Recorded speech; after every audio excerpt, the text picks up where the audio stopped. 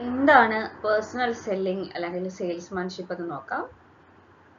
Personal selling or salesmanship is the process of informing, assisting and persuading people to buy a product through direct personal contact. നമ്മൾ കടകളിൽ പോകുമ്പം ആളുകൾ അവിടെയുള്ള സെയിൽസ്മാനോ sales വുമനോ വന്നിട്ട് നമ്മളോട് പറയും ഈ പ്രൊഡക്റ്റ് എടുത്ത് നോക്കുമോ അല്ലെങ്കിൽ ഈ പ്രൊഡക്റ്റ് യൂസ് ചെയ്ത് നോക്കുമോ, നമ്മളെ പല രീതിയിൽ ഇൻഫ്ലുവൻസ് ചെയ്യാൻ നോക്കും.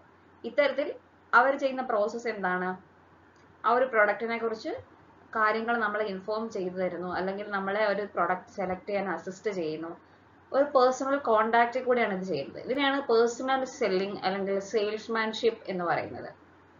ഇതിനകത്ത് അങ്ങോട്ടും ഇങ്ങോട്ടും ഒരു ഫേസ് ടു ഫേസ് കമ്മ്യൂണിക്കേഷൻ ഉണ്ടാകുന്നുണ്ട് സെല്ലറും ബയറും തമ്മിൽ. ഇതെന്ന് പറയുന്നത് one of the important promotion techniques ആണ്. നല്ല നല്ല അട്രാക്റ്റീവ് ആയിട്ടുള്ള നല്ല വാക്ചാതുര്യമുള്ള ആളുകളെ വെച്ചുകൊണ്ട്, നല്ല സെയിൽസ് പേഴ്സൺസിനെ വെച്ചുകൊണ്ട് അവർക്ക് നല്ല രീതിയിൽ ഓറൽ പ്രസന്റേഷൻ ചെയ്യാൻ പറ്റുന്ന കസ്റ്റമേഴ്സിനെ കണ്ടെത്തി അവരെ നേരിട്ട് അവരെ ഇൻവോൾവ് ആക്കി ഒരു സെയിൽ നടത്തിയെടുക്കാൻ വേണ്ടി ശ്രമിക്കുന്നു. അതാണ് ശരിക്കും പേഴ്സണൽ സെല്ലിംഗ് അല്ലെങ്കിൽ സെയിൽസ്മാൻഷിപ്പിൽ ഉണ്ടാവുന്നത്. സെയിൽസ്മാൻഷിപ്പ് എന്ന് പറയുന്നത് it's an art of persuading and prospective buyers to become real buyers. നമ്മുടെ സാധനം വാങ്ങിക്കാൻ സാധ്യതയുള്ള ആളുകളെ കൊണ്ട് കൃത്യമായിട്ട് കണ്ടെത്തി അവരെ കൊണ്ട് സാധനം വാങ്ങിപ്പിക്കുന്നതിനെ, അല്ലെങ്കിൽ സെല്ലിങ്ങിന്റെ ഒരു ബാക്ക് ബോൺ ആണ് സെയിൽസ്മാൻഷിപ്പ് എന്ന് നമുക്ക് പറയാനായിട്ട് സാധിക്കും. അത്രയും അധികം ഇമ്പോർട്ടൻസ് ഉള്ള ഒരു ഏരിയയാണ് പേഴ്സണൽ സെല്ലിംഗ് അല്ലെങ്കിൽ സെയിൽസ്മാൻഷിപ്പ് എന്ന് പറയുന്നത്. എന്തൊക്കെയാണ് പേഴ്സണൽ സെല്ലിങ്ങിന്റെ ഫീച്ചേഴ്സ്? ഈ പറഞ്ഞതിൽ നിന്ന് തന്നെ നമുക്ക് ചില കാര്യങ്ങൾ വ്യക്തമാണ്. നമ്മുടെ ഫേസ് ടു ഫേസ് അല്ലെങ്കിൽ പേഴ്സണൽ ഫോം ഓഫ് കമ്മ്യൂണിക്കേഷൻ ആണ് അവിടെ ഉള്ളത്. അതേപോലെ തന്നെ ലിമിറ്റഡ് നമ്പർ ഓഫ് പേഴ്സൺസുമായിട്ടാണ് നമ്മൾ അറ്റ് എ ടൈം നമ്മൾ ഇന്ററാക്ട് ചെയ്യുന്നത്, 1-to-1 ഇന്ററാക്ഷൻസ് നടത്തുന്നത്. പേഴ്സണൽ സെല്ലിംഗ് എന്ന് പറയുന്നത് നല്ല രീതിയിലുള്ള വാക്കുകളും ഓറൽ മെസ്സേജസുമാണ് യൂസ് ചെയ്യുന്നത്. ഇത് ഹൈലി ഫ്ലെക്സിബിൾ ആണ്. സെയിൽസ്മാൻമാർക്ക് ആ സമയത്തെ സാഹചര്യം അനുസരിച്ച് നമുക്ക് ചേഞ്ചസ് വരുത്താം, പല രീതിയിൽ ഡീൽ ചെയ്യാം. ഇതെന്ന് പറയുന്നത് ഒരു എഡ്യൂക്കേഷൻ പ്രോസസ്സാണ്. ബിക്കോസ് സെയിൽസ്മാൻ കൃത്യമായിട്ട് പ്രോഡക്റ്റിനെ കുറിച്ചുള്ള ഇൻഫർമേഷൻസ് കസ്റ്റമേഴ്സിന് പറഞ്ഞു കൊടുക്കുകയാണ് ചെയ്യുന്നത്, എങ്ങനെ ആ പ്രൊഡക്റ്റ് യൂസ് ചെയ്യാമെന്നൊക്കെ ഉള്ളത്. പേഴ്സണൽ സെല്ലിംഗ് എന്ന് പറയുന്നത് 2-way കമ്മ്യൂണിക്കേഷൻ ആണ്. സെല്ലറും ബയറും അങ്ങോട്ടും ഇങ്ങോട്ടും സംസാരിക്കും. എന്തൊക്കെയാവാം ഇത്തരത്തിലുള്ള പേഴ്സണൽ സെല്ലിങ്ങിന്റെ മെറിറ്റ്സ്? ഭയങ്കര നല്ലതാണ് ഇത്തരത്തിലുള്ള പേഴ്സണൽ സെല്ലിംഗ് എന്ന് പറയുന്നത്. സെയിൽസ്മാൻഷിപ്പ് എപ്പോഴും, ഇപ്പോഴാണെങ്കിലും ഫ്യൂച്ചറിലാണെങ്കിലും ഈ സെയിൽസ് നമുക്ക് കിട്ടാം എന്നുള്ള രീതിയിലുള്ള ഉറപ്പ് നമുക്ക് തരുന്നു. നല്ല ഫ്ലെക്സിബിലിറ്റി ഉള്ള ഒരു ഏരിയയാണ് പേഴ്സണൽ സെല്ലിംഗ് എന്ന് പറയുന്നത്. സെയിൽസ് പ്രസന്റേഷൻ ചെയ്യുന്ന സമയത്ത് നമുക്ക് ഏത് നീഡിലാണോ വേണ്ടതെന്ന് ഓരോ ഇൻഡിവിജ്വൽ കസ്റ്റമേഴ്സിനെയും വെച്ചുകൊണ്ട് നമുക്ക് അഡ്ജസ്റ്റ് ചെയ്ത് കാര്യങ്ങൾ പറയാനായിട്ട് സാധിക്കും.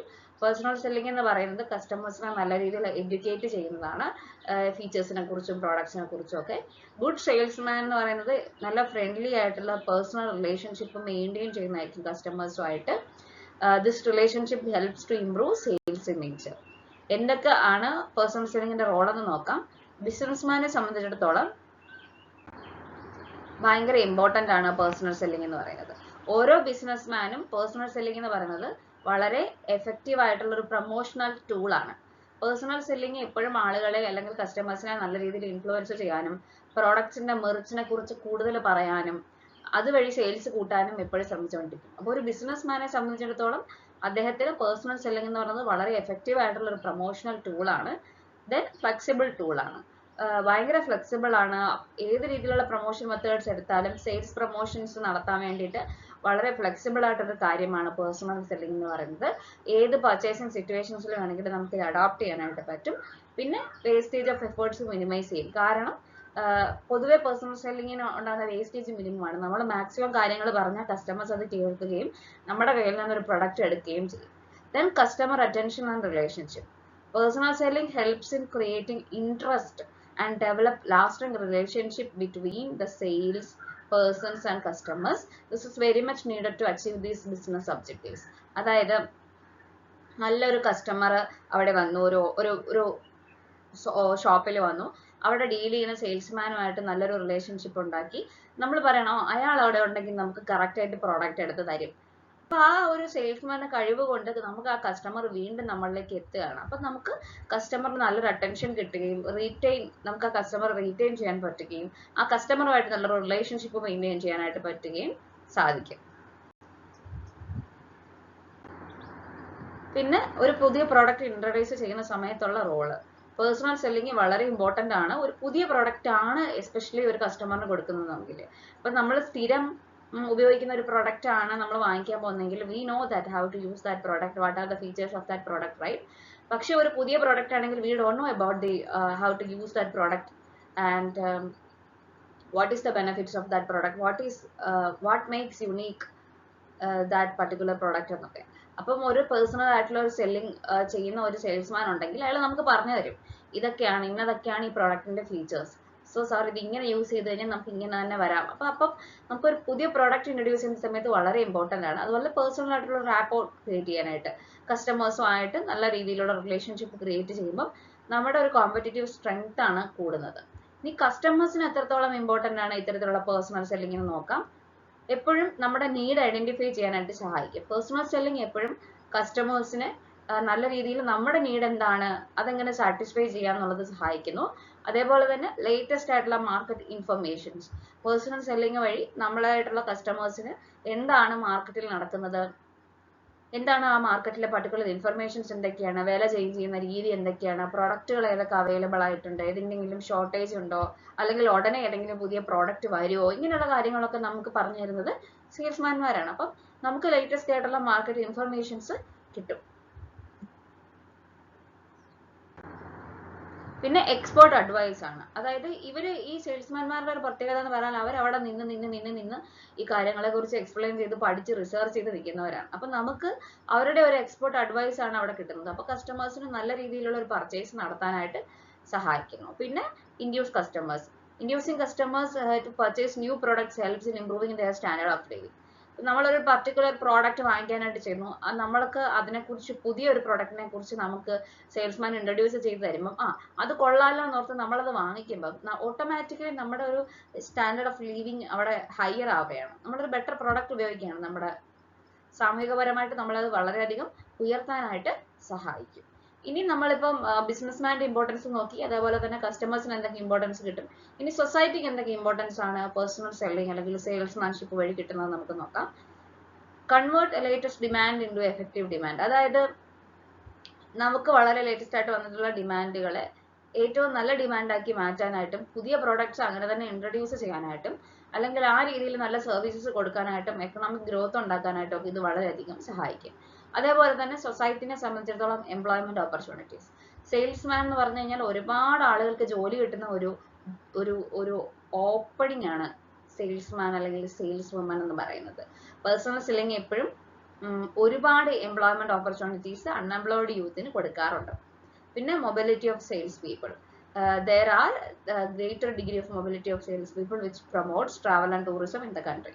ഒരുപാട് ആളുകൾ ഇത്തരത്തിലുള്ള ടൈപ്പ് ഓഫ് സെയിൽസ് പീപ്പിളിനെ ഇൻട്രൊഡ്യൂസ് ചെയ്യുകയും അവർക്ക് വളരെ ട്രാവൽ ടൂറിസം ഇങ്ങനെയുള്ള ഏരിയാസിലൊക്കെ ഒരുപാട് ഏരിയാസിന് ഇമ്പോർട്ടൻ്റ് ആയിട്ടുള്ള ഒരു ജോബായിട്ട് പേഴ്സണൽ സെല്ലിംഗ് മാറുകയും അതുവഴി ആളുകൾ ഇതിൽ കൂടുതൽ ഇൻവോൾവ് ആവുകയും ചെയ്യുന്നുണ്ട്. പിന്നെ product standardisation.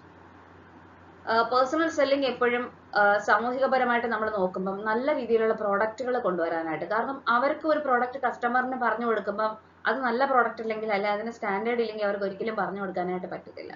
So personal selling എപ്പോഴും പ്രോഡക്റ്റ് സ്റ്റാൻഡേർഡൈസേഷൻ എനേബിൾ ചെയ്യും, അല്ലെങ്കിൽ സൊസൈറ്റീനെ നല്ല രീതിയിൽ അപ്ലിഫ്റ്റ് ചെയ്യാനായിട്ട് അത് സഹായിക്കുന്നു. പിന്നെ ഈ പറഞ്ഞതുപോലെ കരിയർ ഓപ്പർച്യൂണിറ്റീസ്. പേഴ്സണൽ സെല്ലിംഗ് എപ്പോഴും ഒരു നല്ല അട്രാക്റ്റീവ് കരിയറാണ്. നമുക്ക് നന്നായിട്ട് സംസാരിക്കാനും ആളുകളെ കൺവീൻസ് ചെയ്തെടുക്കാനുമുള്ള ഒരു വാക്ചാതുര്യം ഉണ്ടെങ്കിൽ വളരെ നല്ല ഓപ്പർച്യൂണിറ്റിയാണ് ഇത്തരത്തിൽ, അല്ലെങ്കിൽ നല്ല ജോബ് സാറ്റിസ്ഫാക്ഷൻ കിട്ടുന്ന യങ് പീപ്പിളിൽ പ്രത്യേകിച്ച് ജോബ് സാറ്റിസ്ഫാക്ഷൻ കിട്ടുന്ന വളരെ നല്ലൊരു ഓപ്പർച്യൂണിറ്റിയാണ്. ഇനി നമ്മൾ നോക്കുന്നത് എന്താണ് സെയിൽസ് പ്രൊമോഷൻ എന്നുള്ളതാണ്. എന്താ സെയിൽസ് പ്രൊമോഷൻ എന്ന് പറയുന്നത്? സെയിൽസിനെ പ്രൊമോട്ട് ചെയ്യുന്ന എല്ലാ ആക്ടിവിറ്റീസും, അതാണ് സെയിൽസ് പ്രൊമോഷൻ എന്ന് പറയുന്നത്. Except personal selling and publicity. Personal സെല്ലിങ്ങും പബ്ലിസിറ്റിയും അല്ലാതെ സെയിൽസിനെ പ്രൊമോട്ട് ചെയ്യുന്ന ആക്ടിവിറ്റീസ് ആണ് സെയിൽസ് പ്രൊമോഷൻ എന്ന് പറയുന്നത്. സെയിൽസ് പ്രൊമോഷൻ പക്ഷേ പേഴ്സണൽ സെല്ലിങ്ങും അഡ്വർടൈസിങ്ങുമായിട്ട് വളരെയധികം കണക്ട് ചെയ്യപ്പെടുന്ന കാര്യമാണ്. Sales promotion is considered as a special selling efforts.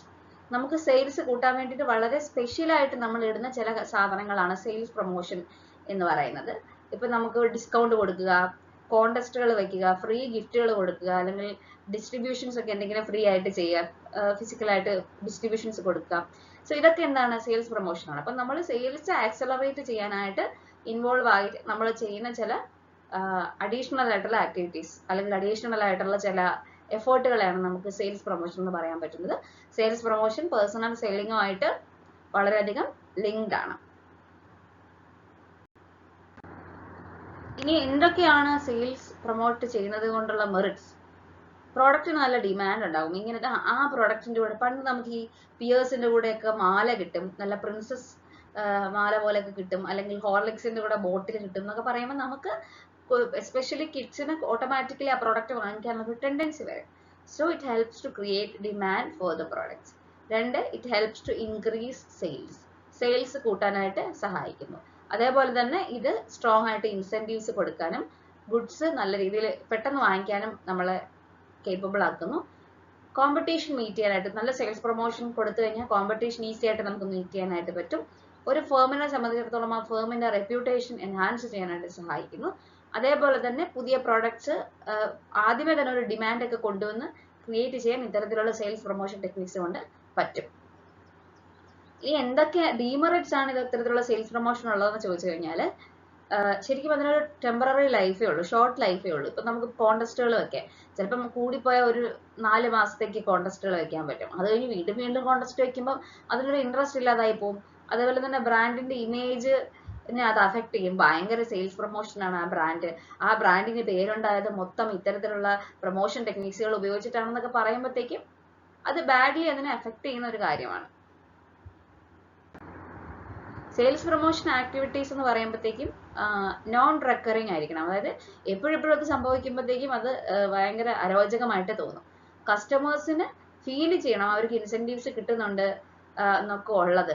അത് അങ്ങനെ ഫീൽ ചെയ്യുമ്പോഴത്തേക്കും അവർക്ക് തോന്നും ഇത്രയും കുറച്ച് തരണമെങ്കിൽ ഇതിന് സ്റ്റാൻഡേർഡ് കുറവായിരിക്കും. ഇങ്ങനത്തെ ഒരു ചിന്ത ചിലപ്പോൾ അവർക്ക് ഉണ്ടാവാനുള്ള സാധ്യതയുണ്ട്. അതേപോലെ തന്നെ it is expensive and leads to rise in the price of the products. ഇങ്ങനെയുള്ള പ്രൊമോഷൻ ടെക്നിക്സുകൾ ചെയ്യുന്ന സമയത്ത് അത് പ്രൊമോഷൻ ടെക്നിക്സ് ചെയ്യുന്നവരെ സംബന്ധിച്ചിടത്തോളം അത് വളരെ എക്സ്പെൻസീവ് ആയിട്ടുള്ള കാര്യമാണ്. സോ അതുകൊണ്ട് തന്നെ അവർക്ക് വേണമെങ്കിൽ അതിന്റെ പ്രോഡക്റ്റിന്റെ പ്രൈസ് കൂടുന്ന ഒരു ലെവലിലേക്ക് പോവാം. ഇനി നമ്മൾ നോക്കുന്നത് എന്തൊക്കെയാണ്, ഇത് കുറച്ച് ഫ്രീക്വന്റ് ആയിട്ട് ചോദിക്കുന്ന ക്വസ്റ്റ്യൻ ആണ്, എന്തൊക്കെ സെയിൽസ് പ്രൊമോഷൻ ടൂൾസ് ആണ് കോമൺലി യൂസ് ചെയ്യാറുള്ളത് എന്നുള്ളത്. ഒന്ന്, rebate. As per this technique, product is made available at a specified price less than original price. The amount deducted from original price is termed as rebate. അതായത് ഈ technique അനുസരിച്ച് product available ആക്കിയിരിക്കുന്നത് original പ്രൈസിനെക്കാളും കുറച്ച് താഴെയായിരിക്കും. അപ്പം നമ്മൾ ഈ original പ്രൈസിൽ നിന്ന് കുറയ്ക്കുന്ന എമൗണ്ടിന് റിബേറ്റ് എന്ന് പറയുന്നു. പിന്നെ രണ്ടാമത്തേതാണ് ഡിസ്കൗണ്ട് എന്ന് പറയുന്നത്. Under this technique certain percentage of price is reduced from MRP. Maximum retail പ്രൈസിൽ നിന്ന് വിൽക്കുന്ന സമയത്ത് ഒരു ഇത്ര പെർസെൻറ്റേജ് കുറച്ച് കൊടുക്കുമ്പോഴത്തേക്കും അതിനെയാണ്, ആ ഡിഡക്റ്റഡ് പോർഷനെയാണ് നമ്മൾ ഡിസ്കൗണ്ട് എന്ന് വിളിക്കുന്നത്. ജനറലി സ്പെഷ്യൽ സീസൺസിലൊക്കെ, ഫെസ്റ്റിവൽസിന്റെ സമയത്ത് അല്ലെങ്കിൽ സ്കൂൾ റീ ഓപ്പണിങ്ങിന്റെ സമയത്തൊക്കെ ആയിരിക്കും ഇത്തരത്തിലുള്ള ഡിസ്കൗണ്ടുകൾ കൊടുക്കാറ്. പിന്നെയുള്ളതാണ് റീഫണ്ട് എന്ന് പറയുന്നത്. റീഫണ്ട് എന്ന് പറഞ്ഞു കഴിഞ്ഞാൽ here is seller offer refund part of price collected from the seller on production proof of purchase sale, return of empty foils or wrap. അതായത് ഒന്നുമില്ല, നമ്മൾ റീഫണ്ട് എടുക്കാന്ന് പറഞ്ഞാൽ സെല്ലർ ഒരു എമൗണ്ടിൽ അവർക്ക് വിൽക്കുന്നു, പക്ഷെ അതിന് ഒരു പെർസെൻറ്റേജ് ഓഫ് എമൗണ്ട് റീഫണ്ട് ആയിട്ട് കൊടുക്കുന്നു. പർച്ചേസ് ചെയ്തതിന്റെ പ്രൂഫ് കാണിച്ചു കഴിഞ്ഞാൽ അവർക്ക് റീഫണ്ട് കൊടുക്കുന്ന ഒരു കൈൻഡ് ഓഫ് രീതിയാണ് റീഫണ്ട് എന്ന് പറയുന്നത്. സിമ്പിൾ അല്ലേ? പിന്നെ പ്രോഡക്റ്റ് കോമ്പിനേഷൻ, പ്രീമിയം, ഗിഫ്റ്റ് എന്നൊക്കെ പറയുന്നത്.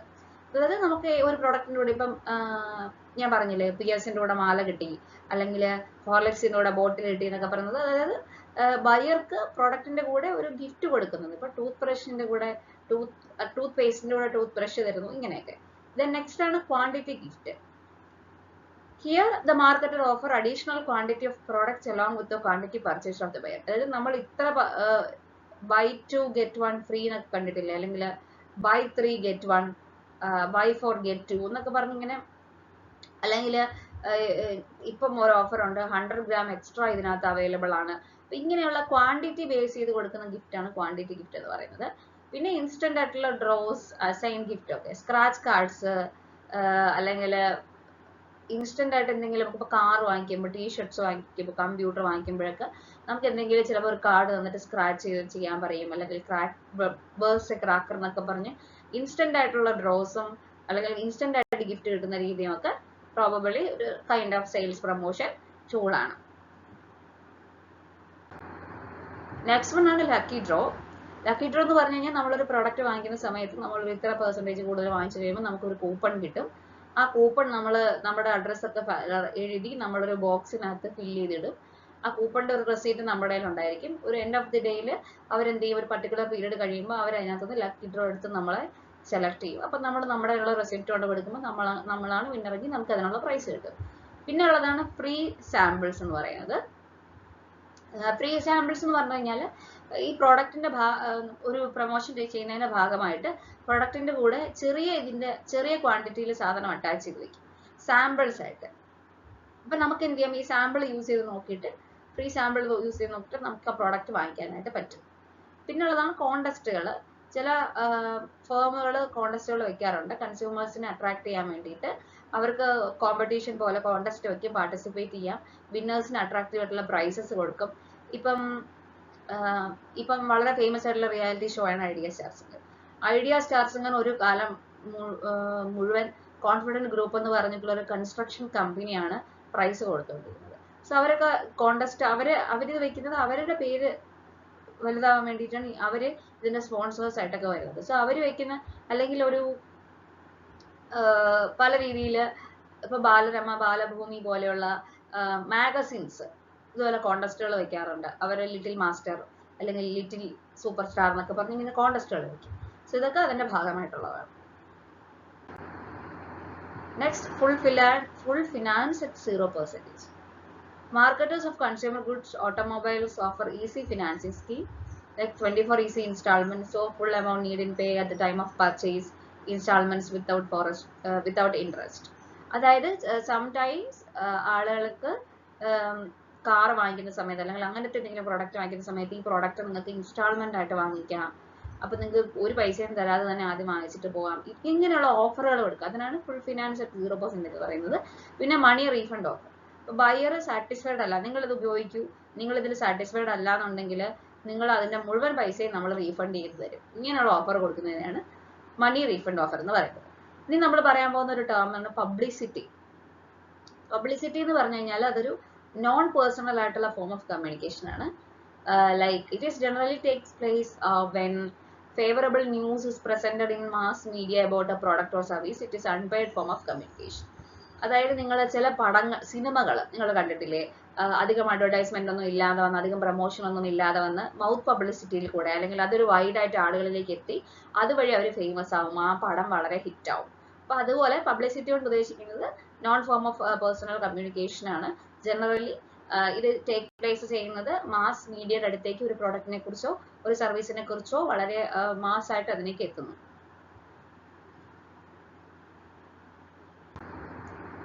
അതിനകത്ത് ഒരു ഡയറക്റ്റ് ആയിട്ട് മാനുഫാക്ചറർ അല്ലെങ്കിൽ അതിന്റെ ഓണർ അത് എക്സ്പെൻഡിച്ചർ ഇടുകയോ അല്ലെങ്കിൽ ഇന്ന രീതിയിൽ നമുക്ക് ചെയ്ത പബ്ലിസിറ്റി കിട്ടും, അതൊക്കെ ഭയങ്കര പാടാണ്. പബ്ലിസിറ്റി നാച്ചുറൽ ആയിട്ട് it is not identified by a sponsor for communications. Next നമ്മൾ നോക്കുന്നത് പബ്ലിക് റിലേഷൻസ് ആണ്.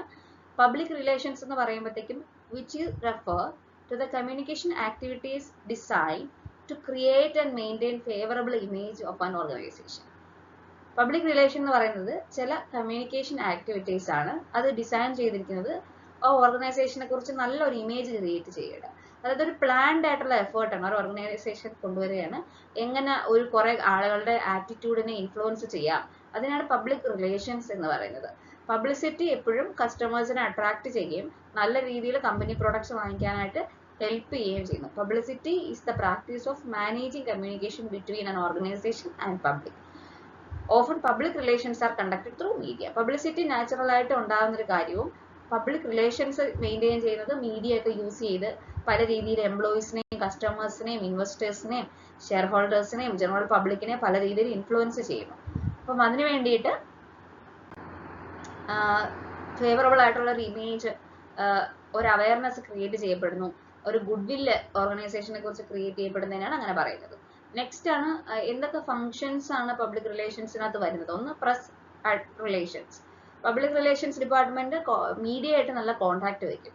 എന്നിട്ട് നല്ല രീതിയിലുള്ള ട്രൂ ഫാക്ട്സുകളും കറക്റ്റ് പിക്ചർ ആയിട്ടുള്ള കമ്പനിയുടെ രീതിയും കമ്പനി എങ്ങനെയാണ് മുന്നോട്ട് പോയിക്കൊണ്ടിരിക്കുന്നതിനെ കുറിച്ചുള്ള അപ്ഡേറ്റ്സ് ഇങ്ങനെ കൊടുത്തുകൊണ്ടിരിക്കും.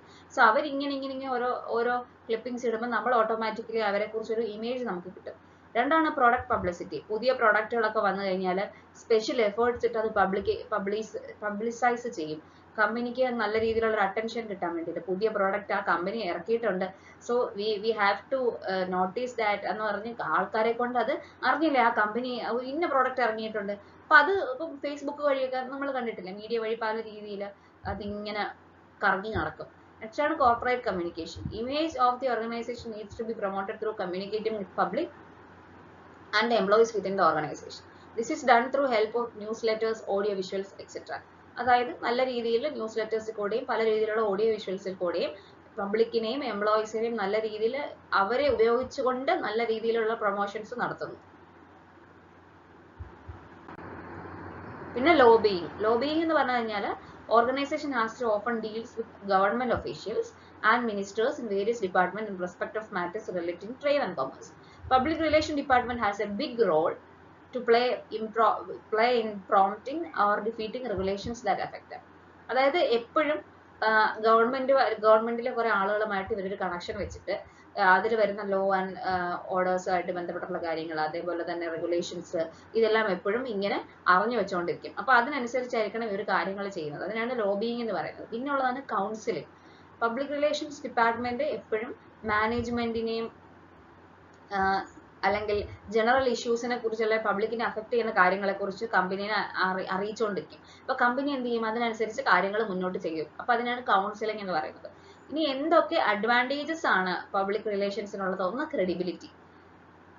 പബ്ലിക് റിലേഷൻ എപ്പോഴും അഡ്വർടൈസിങ് ചെയ്യുന്ന സമയത്ത് കൂടുതലും നല്ല സത്യസന്ധമായിട്ട് ക്രെഡിബിൾ ആയിട്ട് ചെയ്യാൻ ശ്രമിക്കും. രണ്ട് എക്കണോമിക്കലാണ്. കോസ്റ്റ് എന്ന് പറയുന്നത് ഇങ്ങനൊരു ഡിപ്പാർട്ട്മെന്റ് മെയിൻറ്റെയിൻ ചെയ്യുമ്പോൾ നമ്മൾ വലിയ പണം കൊടുത്ത് ആഡ് ചെയ്യുന്നതിനെക്കാട്ടിലും ഭയങ്കര കോസ്റ്റ് കുറവാണ് ഇത്തരത്തിൽ എക്കണോമിക്കലായിട്ട് നമ്മൾ കാര്യങ്ങൾ ചെയ്യുമ്പോൾ.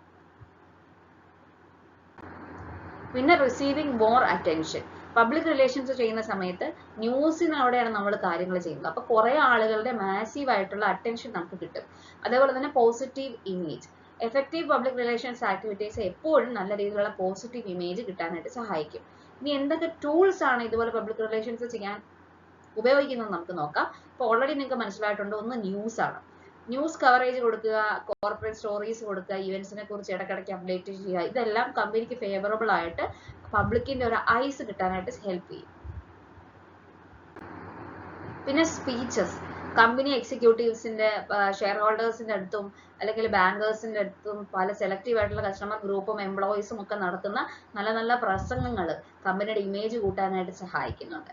അതേപോലെ ഈവെന്റുകൾ, കമ്പനി കണ്ടക്ട് ചെയ്യുന്ന ബിൽഡിംഗ് ടെക്നിക്സുകൾ, ബിഗ് ഇമേജ് ബിൽഡ് ചെയ്യാനുള്ള പല ടെക്നിക്സുകൾ കോൺഫറൻസ് വഴി, മൾട്ടിമീഡിയ പ്രസന്റേഷൻസ് വഴിയൊക്കെ ചെയ്യാൻ പറ്റും. പിന്നെ റിട്ടൺ മെറ്റീരിയൽസ്, പബ്ലിക്കിന് റെലവെന്റ് ആയിട്ട് നിൽക്കാൻ വേണ്ടിയിട്ട് ആനുവൽ റിപ്പോർട്ട്സും ബ്രോഷേഴ്സും ന്യൂസ് ലെറ്റേഴ്സും ഒക്കെ ഇടയ്ക്കിടയ്ക്ക് പുറത്തേക്ക് കൊണ്ടുവരും. പിന്നെ public service activities. Business firm nowadays hand with other voluntary organizations to undertake welfare activities to create favorable image, etc. സാമൂഹികപരമായിട്ട് പല വർക്ക് ചെയ്യുന്ന പല കമ്പനികളുമായിട്ട് അല്ലെങ്കിൽ പല നോൺ പ്രോഫിറ്റ് ഓർഗനൈസേഷൻ ഉണ്ടല്ലോ, പ്രോഫിറ്റ് വേണ്ട അല്ലാതെ ചാരിറ്റബിൾ ആയിട്ട് ചെയ്യുന്ന കാര്യങ്ങൾ, ഇതുമായിട്ടൊക്കെ ബന്ധപ്പെട്ട് കുറെ ആക്ടിവിറ്റീസ് ഒക്കെ ഇത്തരത്തിലുള്ള കമ്പനികൾ ചെയ്യുമ്പം അവർക്ക് പബ്ലിക് സർവീസ് ആക്ടിവിറ്റീസ് കൂടുകയും അവർ നല്ല ഒരു ഇമേജ് ക്രിയേറ്റ് ചെയ്യാനായിട്ട് സാധിക്കുകയും. സോ ഇത്രയുമാണ് പ്രൊമോഷൻ ചെയ്യുന്ന അല്ലെങ്കിൽ ഇതിനുള്ള ടൂൾസ് എന്ന് പറയുന്നത്, പബ്ലിക് റിലേഷൻസിൽ ഉപയോഗിക്കുന്ന ടൂൾസ് എന്ന് പറയുന്നത്.